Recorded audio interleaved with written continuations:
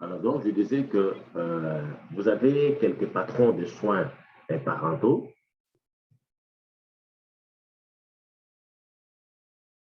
Quelques patrons de soins parentaux chez les invertébrés. Généralement, la femelle s'occupe de...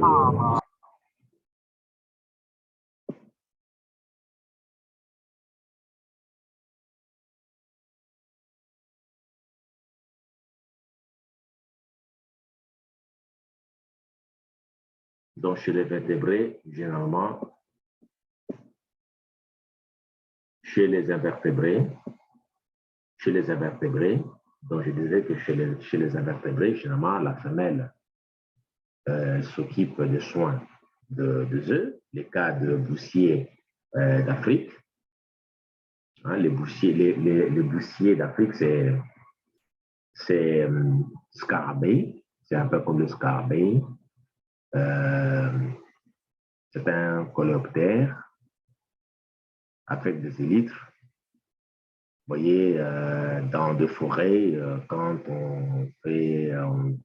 on laisse des matières fécales qui viennent un peu enrouler sous forme de boule, hein, boule de matière fécale dans la forêt enroulée, on appelle ça boussier d'Afrique.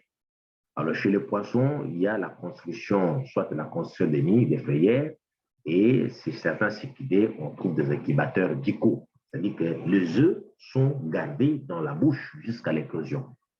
On appelle les incubateurs dicaux. Ça, c'était une stratégie, une sorte de stratégie d'investissement parental. Une sorte d'investissement parental. Donc ici, vous voyez des stratégies qui varient en fonction des espèces. Ça signifie quoi, mes amis? Ça signifie que l'investissement parental est crucial. L'investissement parental est très important pour la société. Il ne faut pas abandonner ces enfants. Il ne faut pas les abandonner. Parce qu'aujourd'hui, ça c'est ici, quand on incube d'abord les œufs dans la bouche, ça montre l'effort, les soucis d'assurer la survie de la descendance. Dans la bouche, pourquoi? C'est pour protéger les œufs contre les prédateurs, contre les intrus. C'est la raison pour laquelle les œufs sont gardés dans la bouche. Ça signifie quoi aussi chez les humains? Que malgré les difficultés que nous avons, quelles que soient les difficultés, parce que les difficultés, il y en aura toujours. Quelles que soient les difficultés, le manque de travail, beaucoup des contraintes que nous avons, parlons de la République démocratique du Congo, notre pays, quand on est parent,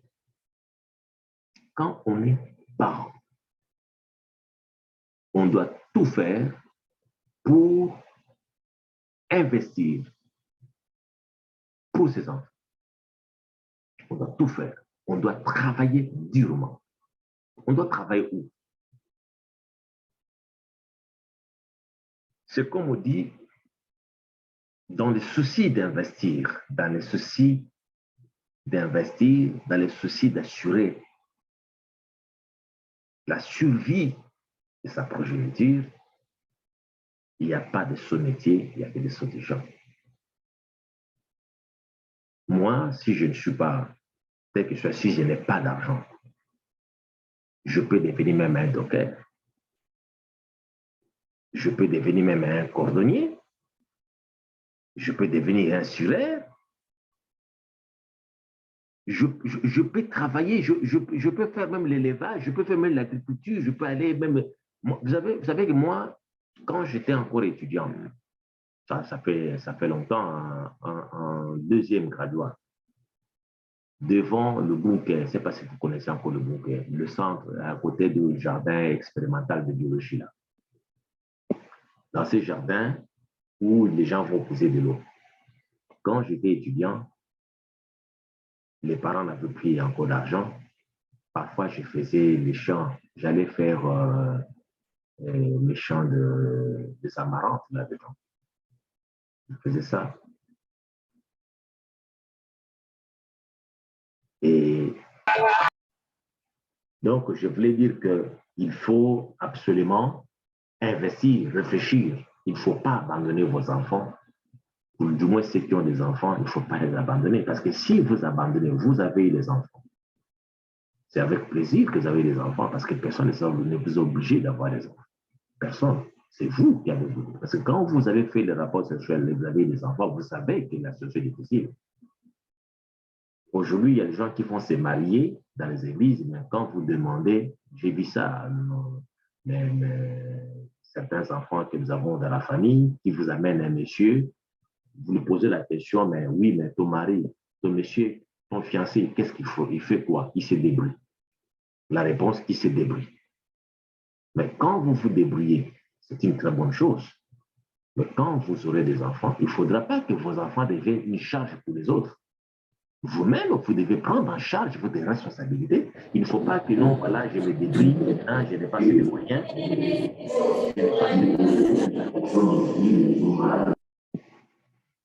Il ne faut pas dire que je n'ai pas de moyens. Parce que vous posez la question, vous allez voir les gens bien en costume, surtout dans les églises, hein, dans les églises de réveil où les gens aiment bien se marier. Mais le frère fait quoi? Le frère, il travaille à l'église, il dort, ou peut-être il dort même à l'église, il dit que Dieu va agir. Les gens vont te donner des cadeaux. Vous n'allez pas vivre sur bas des cadeaux qu'on va vous donner à l'église. Les gens vont mobiliser les gens qui vont vous donner des cadeaux. Mais après, des loyers, vous allez faire quoi? Donc, quand on n'est pas prêt, c'est conseillé de ne pas vous marier. Mais quand vous vous mariez, il ne faut pas que ça devienne une charge pour l'église, que ça devienne une charge pour les parents de la fille. Non. Il ne faut pas dire que non, ben, on ne m'a pas payé en attendant que maintenant je ne travaille pas. Rentrez d'abord chez vous avec, vous prenez maintenant votre femme avec les enfants, vous les envoyez chez les parents de la fille que non, attendez, moi je rentre aussi chez nous, chez mes parents, je me prépare parce que c'est des telles émotions. Ça ne se passe pas comme ça. Ça ne se passe pas comme ça. Vous ne pouvez pas prendre votre charge, confier votre charge à quelqu'un d'autre ou aux parents de la fille. Ça ne se passe pas comme ça. C'est ridicule. C'est ridicule. Vous devez souffrir avec votre femme, avec vos enfants, parce que ce sont des enfants. Vous ne pouvez pas faire ça. Donc, il faut se comporter. C'est pourquoi je disais que parfois, nous considérons les animaux à tort comme des bêtes, mais peut-être ce sont les hommes qui sont des bêtes. Vous allez voir ça dans le règlement des conflits, que l'homme est parfois plus bête que les bêtes que nous considérons bêtes. Parce que regarde, lorsque ici, les cyclidés, les poissons incubent pour protéger leurs œufs, pour protéger leur progéniture, ils les mettent dans la bouche. Garde les œufs dans la bouche, qu'on appelle incubateur buccaux, mais l'homme, avec une petite souffrance, directement il lâche.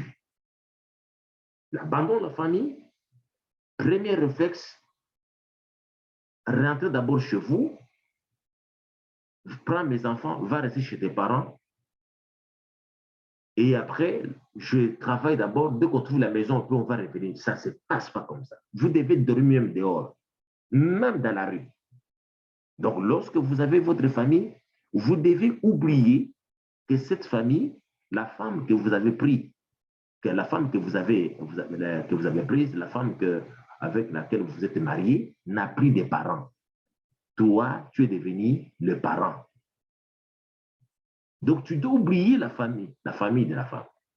Tu ne peux pas dire que non, en attendant, vas-y d'abord, je vais te chercher. Ça se fait maintenant, actuellement, à Kinshasa, ça devient monnaie courante. C'est toujours comme ça, toujours. Et on prend la charge. On donne cette charge maintenant aux parents. Ce sont les parents maintenant de la fille qui vont s'investir, qui vont travailler pour nourrir ta femme, pour nourrir tes enfants, les enfants que toi-même tu as, pour nourrir tes gènes, ta progéniture. Parce que là, on est en train d'augmenter ton succès reproducteur. Tes gènes, les informations génétiques sont maintenant conservées par quelqu'un d'autre qui doit assurer le succès reproducteur, qui doit assurer ta pérennité, la pérennité des informations génétiques de tes ancêtres. Ce sont les parents de la fille qui doivent faire ça. Et pourtant, c'est toi-même qui dois te battre pour cela. Ça, c'est ridicule. Ça, c'est ridicule. Ce sont des choses que vous ne devez pas faire dans la vie. Vous qui avez le cours de sociologie, vous devez comprendre. Ce sont des petits trucs comme ça qui font que finalement, ça réduit la valeur. Vous devenez un homme sans valeur, sans dignité. Ça, c'est un nid qu'on appelle frayère, un nid de poissons qu'on appelle Enterotis niloticus, Congo Sika. Les poissons qu'on appelle Congo Sika. Ça, c'est les procès Punga. Ça, c'est la photo de procès Punga qui nous a donné ça. Alors, ici, chez les amphibiens, toujours dans le cas de l'investissement, la fertilisation externe, voire chapelet des œufs noirs dans les étangs ou eau stagnante, ça c'est la fertilisation externe, c'est aussi une stratégie aussi d'investissement. Ici, les œufs, c'est sous forme de chapelet noir qu'on trouve dans les étangs. Nous avons aussi la femelle de Hemisus matmoratum. C'est un crapaud ranidé, colle les œufs sur son ventre jusqu'à l'éclosion. Vous savez, ce sont deux exemples comme ça. Vous savez, nos ancêtres à l'époque, nos ancêtres, quand ils voulaient parler de la sagesse, quand ils voulaient attirer l'attention des jeunes, quand ils voulaient éduquer, ils utilisaient les animaux comme modèle. C'est comme on dit, le chien a 4 pattes, mais il ne suit qu'un seul chemin. Le chien a 4 pattes, mais il ne suit qu'un seul chemin. Regardez, on dit ici, la femelle de Hemisus matmoratum, qui est ranidé, grenouille, crapaud, colle les œufs sur son ventre jusqu'à l'éclosion. Ça, c'est une espèce que nous considérons comme bête. Donc, on prend les œufs, on les colle sur son ventre. Donc, l'objectif est la survie de la progéniture. On s'abstient de faire tout ce qu'on veut, tout ce qu'on peut faire. On réduit le mouvement de circulation et on prend les œufs, on les colle. On les colle pour les protéger contre les prédateurs. Et pourquoi les humains ne sont pas capables d'investir? Pourquoi nous avons des koulounas? Pourquoi nous avons des chèques? Évidemment, il y a beaucoup d'aspects qui interviennent aussi, hein, ça je comprends. Il y a par exemple surtout les salaires que les enfants les parents ne sont pas payés. Non, ça c'est mauvais. Ça c'est pas. Moi, je parle de koulouna que je peux comprendre dans notre pays. Pardon, je voulais dire les chèques et les enfants que moi je peux comprendre, ce sont les enfants orphelins. Ça, je peux comprendre. Je peux comprendre. Ça se justifie que les enfants sont les orphelins, hein, ils ont des difficultés. Ça, je peux comprendre que les orphelins sont devenus des koulounas parce qu'ils étaient abandonnés. Mais les enfants qui ont des parents, mais des parents qui disent que parce qu'ils ne travaillent pas, ils n'ont pas d'argent d'envoyer des enfants à l'école et les enfants qui deviennent des koulounas, ça ne se justifie pas. Il n'y a pas d'explication. Vous laissez les enfants dans la rue, soi-disant parce que vous ne travaillez pas. Il n'y a pas d'explication parce que même si vous ne travaillez pas, vous mangez. Et puis vous allez voir que beaucoup de gens qui abandonnent les enfants, soi-disant parce qu'ils ne travaillent pas, quand vous allez quelque part, on les a déjà surnommés Mopao. Ils sortent, là où ils vont, ils mangent, ils boivent avec d'autres femmes, peut-être avec des petites filles. Et quand ils rentrent à la maison, vous allez voir quelqu'un très bien habillé en cravate. Il n'a rien de ça à la maison, mais vous le voyez dans un bar en train de manger des tabacs avec beaucoup de jeunes filles. Et de l'autre côté, il a déjà un nom qu'on lui a déjà donné, mais à la maison, il n'a rien donné. Quand il rentre, il dit non, aujourd'hui, ça ne va pas marcher. Et parfois, il fait beaucoup de dépenses ailleurs pour les autres. Il distribue l'argent, il achète des bières, mais à la maison, il n'a pas payé même les minérales pour ses enfants. Ça, c'est de l'irresponsabilité. C'est de l'irresponsabilité. Et la question que moi, je me pose maintenant, qui est bête? Lorsqu'on regarde cette espèce ici, Hemisus matmoratum, qui colle les œufs sur son ventre, avec un individu en cravate, bien habillé, costaud, en bonne santé, soi-disant, il ne travaille pas, mais qui boit, qui mange, en dehors de sa maison, mais pendant que ses enfants n'ont pas mangé, qui est bête? Entre ces crapauds, avec cet individu en cravate, qui est bête? Qui est bête? Oui, mais peut-être le crapaud est bête parce que c'est l'homme qui a dit que le crapaud est bête. Mais si on pouvait comprendre le langage des crapauds, peut-être les crapauds diraient que non, moi je ne suis pas bête, mais c'est vous qui êtes bête. Parce que nous avons dit que ce sont des bêtes d'une façon unilatérale. C'est nous qui avons dit. C'est nous qui avons dit que ces animaux que nous considérons bêtes sont des bêtes. C'est nous qui les avons donné ce nom de bêtes, mais en réalité, ils n'ont pas dit qu'ils sont des bêtes. Parce que quand je regarde dans l'investissement parental, comment les animaux s'investissent pour assurer la survie de leurs jeunes, je me pose la question, les animaux et les hommes, qui sont réellement des bêtes? Qui sont réellement des bêtes? Quand je regarde comment la société des abeilles, l'organisation sociale des termites, l'organisation sociale des babouins, les primates non humains, quand je regarde leur organisation sociale, je me pose la question, est-ce que les hommes se disent qu'ils sont intelligents et que les animaux sont des bêtes parce qu'ils ont les ordinateurs, parce qu'ils ont des avions ou parce qu'ils ont de belles voitures? Mais qui vous dit que pour être bête, il ne faut pas avoir de voitures? Quand vous n'avez pas de voiture, vous êtes bête. Qui vous dit que les voitures intéressent, les luxes intéressent? Les animaux vivent juste pour ce qui est nécessaire. Les animaux tuent pour manger. Les animaux ne vivent pas dans l'opulence. Les animaux se contactent de la vie.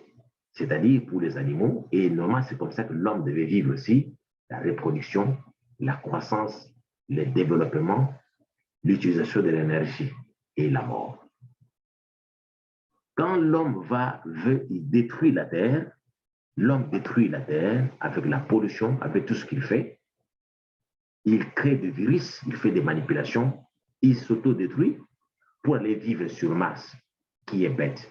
Vous avez la terre, vous détruisez la terre qu'on vous a donnée, la terre où vous existez. Maintenant, vous vous préparez, vous voulez maintenant qu'après 100 ans, vous voulez aller vivre sur Mars. Vous détruisez pour aller vivre ailleurs. Qui est bête? C'est l'homme qui est bête. L'homme est plus bête que les bêtes que nous considérons bêtes. Parce que cette folie, vous ne verrez pas ça chez les bêtes. Vous allez voir dans les règlements des conflits. Vous allez voir dans les règlements des conflits que c'est l'homme qui est plus bête que les bêtes que nous considérons bêtes. Vous allez voir dans les règlements des conflits. Vous allez voir. Alors, il embatte toujours les crapauds. La femelle garde les œufs dans la bouche jusqu'à l'éclosion du tétard. Ça, c'est incubateur vital aussi, c'est cet animal. Il existe même un crapaud vivipare. Les mâles du crapaud accoucheur recueillent la ponte autour de ses pattes arrière et la portent ainsi pendant environ 3 semaines. Donc la femelle pond, qui s'occupe, qui s'investit, c'est le mâle, qui récupère les œufs et les met autour de ses pattes pendant 3 semaines dans le souci de voir les gènes, les œufs éclore, produisent des larves et produisent des gènes. Ça, c'est merveilleux. C'est merveilleux. Ça, ce sont des leçons de l'investissement parental. Ça montre l'importance de l'investissement parental. Ça montre comment est-ce que les humains doivent aussi, n'est-ce pas? Pourquoi nos sociétés, nous avons des problèmes dans nos sociétés, la rébellion, nous avons les banditismes, nous avons des problèmes de la faim, nous avons les problèmes de la guerre, la jalousie, discorde, parents, ceci, c'est parce que nous avons échoué au niveau de l'investissement parental dans nos familles et par conséquent dans nos sociétés. Parce que c'est la famille qui est la base de la société. Lorsque l'investissement parental a échoué au niveau de nos familles, c'est tout à fait normal qu'il y ait des répercussions au niveau de la société tout entière. Je vous donne un exemple. Lorsque vous avez, par exemple, un parent, les parents qui ne travaillent pas, les parents qui vivent dans la mendicité, qui élèvent leurs enfants dans la mendicité, Pour que les enfants se nourrissent, il faut mendier. Je vous donne un autre exemple, pour être concret. Nous sommes en Occident. Moi, je suis présentement ici au Canada. Au Canada, par exemple, ou dans d'autres pays occidentaux, il y a ce qu'on appelle l'aide sociale. L'aide sociale. Vous êtes un parent ou vous êtes des parents. Vous vivez de l'aide sociale. C'est-à-dire de parents qui ne travaillent pas. L'aide sociale, ça veut dire qu'il y a des gens qui sortent le matin, qui vont travailler, qui reviennent le soir. Et les gouvernements retiennent de l'argent sur leur salaire. Les autres travaillent, les gouvernements retiennent leur salaire pour te nourrir, toi, qui es en bonne santé, qui peut travailler aussi, mais pour te nourrir. Et tes enfants savent que notre papa, qui est en train de prendre la bière, qui est en train de manger sur sa chaise, en train de regarder la télévision du matin au soir, notre papa ne travaille pas, ne sort pas pour aller travailler. Notre papa reste à la maison, notre papa a de l'aide sociale. Dites-moi, quand vous faites ça, vos enfants, quand ils vont grandir, qu'est-ce qu'ils vont offrir à la société?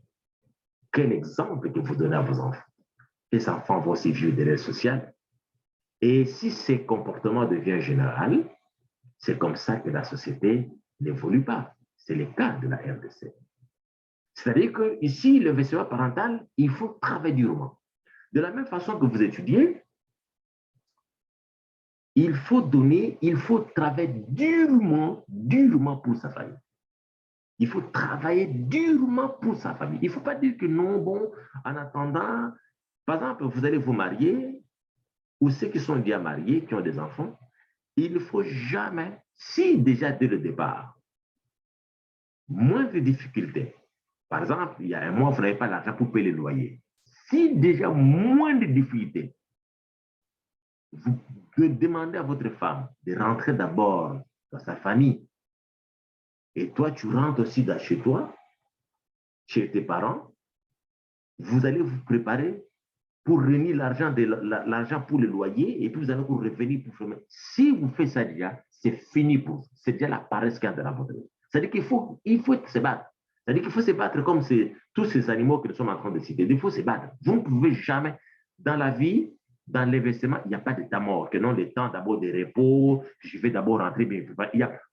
Le repos, on se prépare avant le mariage. Dès que vous vous mariez, déjà, c'est fini, vous ne pouvez plus vous séparer, vous êtes ensemble. Difficulté, joie, vous êtes dans le meilleur et le pire, vous êtes là, avec vos enfants. S'il faut dormir ensemble, dehors, vous devez dormir avec eux. S'il faut trouver la solution pour trouver le loyer, vous trouvez la solution ensemble. Vous mangez ensemble, vous ne mangez pas, vous ne mangez. Il ne faut pas que toi, tu ailles manger ailleurs et les enfants à la maison n'ont pas mangé. Non. Si les enfants n'ont pas mangé, toi non plus, tu ne peux pas manger. Toi, tu vas manger dans les vêtements, tu vas manger que quand tes enfants mangent. C'est comme ça que ça se passe. Et si vous faites ça, c'est déjà un bon signal que vous donnez à vos enfants. Et quand les enfants seront dans la société, ils vont offrir ce que vous les avez donné. Et nous aurons ainsi une société au sens strict de ce mot, une société où il y a la cohésion, où les gens vont comprendre l'essence de vie, de vivre ensemble. Alors, chez les reptiles, la fécondation interne avec les œufs cléodoïques. Les œufs cléodoïques, ce sont des œufs. Les œufs cléodoïques, ce sont les œufs qui se développent seuls. Ce sont des œufs qui contiennent des matières, toutes les matières nutritives qui peuvent se développer. On n'a pas besoin de l'incubation de femelles, on n'a pas besoin de l'investissement parental. Donc, les parents n'interviennent pas. Les œufs contiennent toutes les matières nécessaires pour se développer, pour éclore. Donc, ce sont des œufs qui se développent seuls. Des œufs qui se développent seuls, qui n'exigent pas l'intervention des reproducteurs ou des parents. Ça se développe seul. C'est le cas des crocodiles. C'est la femelle qui assure la garde. On assure la garde et des jeunes juste après l'éclosion. Donc, c'est la femelle qui assure la garde des œufs et des gènes juste après l'éclosion. Et c'est fini. Chacun pour soi. Les pitons incubateurs équipent ses œufs. Il en est de même des femelles des lézards. C'est-à-dire, c'est pour cela, vous savez, l'expression qu'on utilise à Lingala, on dit « Mwana nyoka ». Mwana nyoka. Il y a une époque là, il y a des filles qu'on appelait Bana nyoka. C'est-à-dire que ce sont des filles très dangereuses là. Et quand tu te croises avec elle, elle peut te mordre. C'est-à-dire quoi? Mordre, c'est pas comme le serpent. Des enfants qui se Bana nyoka, c'est-à-dire qui vivent seuls, les enfants qui n'ont pas de parents, parce que c'est en référence avec les serpents, parce que les serpents, après l'éclosion, c'est fini. Après l'éclosion, c'est fini. Après l'éclosion, les serpents n'assurent pas, n'investissent pas pour. Les serpents ne nourrissent pas leurs jeunes. Les serpents, les œufs, éclosion, chaque enfant, chacun pour soi, prend sa direction. Chez les serpents, chaque petit, chaque jeune de serpent prend sa direction. C'est là on parle de Bananyoka. Comme les filles à l'époque, on disait Kiba Ouazamananyoka. C'est-à-dire qui n'a pas grandi dans une famille. Et donc, l'enfant qui n'a pas grandi dans une famille, il faut faire très attention. Alors, chez les oiseaux, vous avez ici, vous pouvez lire ça, Kisasa, biologie. Vous allez voir cet auteur ici, Kisasa Kafouti, 2012, dans la thèse de cet auteur, il y a donc, il a fait des études sur l'investissement parental. Vous allez voir l'investissement parental chez les Martin Pêcher-Ribé. Ça, vous allez trouver ça sur Internet. Vous connaissez Kisasa Kafouti, non? Vous les connaissez? Vous les connaissez, hein? Vous connaissez Kisasa Kafouti? Est-ce que vous les connaissez? Ah, c'est bien, vous les connaissez. Donc, si vous lisez là, vous allez voir sur Internet. Alors, chez les mammifères, c'est la femelle qui porte l'embryon qui allait. Ça, c'est chez l'homme. Donc, l'investissement chez les mammifères, les cas de l'homme, les cas des autres animaux, par exemple, la chèvre, les chiens, c'est la femelle qui porte le lait qui allait. Alors, la question maintenant, pourquoi les femelles, vous avez vu que dans la plupart des cas, quand vous regardez, n'est-ce pas, dans le monde animal, comme chez les humains, quand vous regardez, vous allez voir que c'est beaucoup plus la femelle qui s'occupe de la progéniture. On a vu, n'est-ce pas, on a vu les hommes, le mâle qui s'occupe de la progéniture, mais d'une façon générale, c'est la femelle qui s'occupe de la progéniture. Chez les mammifères, par exemple, avec la grossesse, 9 mois de grossesse, elle conçoit. C'est souvent la femelle qui prend beaucoup plus de temps de s'occuper de la progéniture et le mâle s'occupe beaucoup plus de la recherche de la nourriture. Donc, c'est le mâle qui va chercher la nourriture et la femelle reste pour s'occuper de la progéniture. Généralement, c'est comme ça. Bien que dans les sociétés occidentales aujourd'hui, nous avons des femmes qui travaillent comme des hommes, mais d'une façon générale, c'est la femelle qui s'occupe de la progéniture. Alors, pourquoi les femelles s'occupent le plus de la progéniture? Premièrement, première raison qui fait que dans la plupart des cas, les femelles s'occupent de la nourriture, il y a l'incertitude de la paternité. Donc, il y a un problème de l'incertitude de la paternité. L'incertitude de la paternité. C'est comme on dit, c'est la femelle qui connaît le vrai père de l'enfant, ou c'est la femme qui connaît le vrai père de l'enfant. On parle de l'incertitude de la paternité. Parce que c'est la femelle, du moins,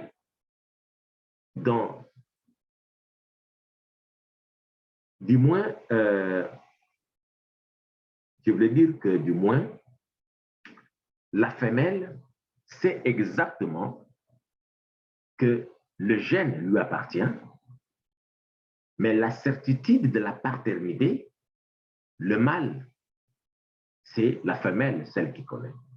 Et le mâle n'est pas certain, même dans le monde animal.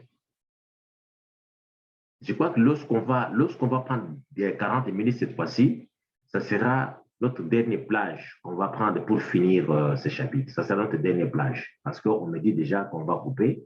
Ça sera notre dernière plage et ça sera pour qu'on puisse se revoir prochainement.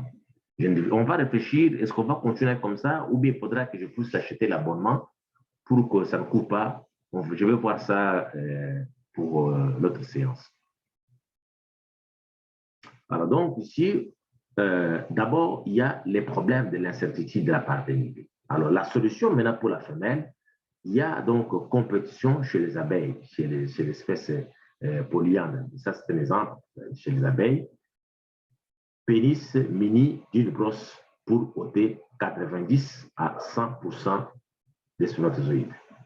Ici, la solution dans le cas de l'incertitude de la paternité, et avant chaque accouplement,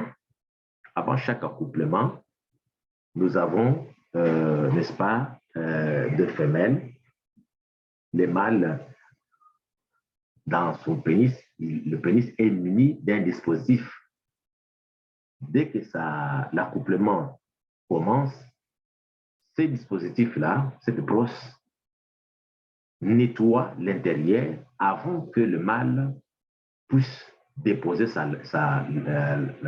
l'étance. Donc, ça, c'est la solution. Et puis, nous avons aussi comme deuxième solution en rapport avec l'incertitude de la paternité, qu'on appelle mating club chez Bourdon. Bourdon, Bombus terstris. Mating club.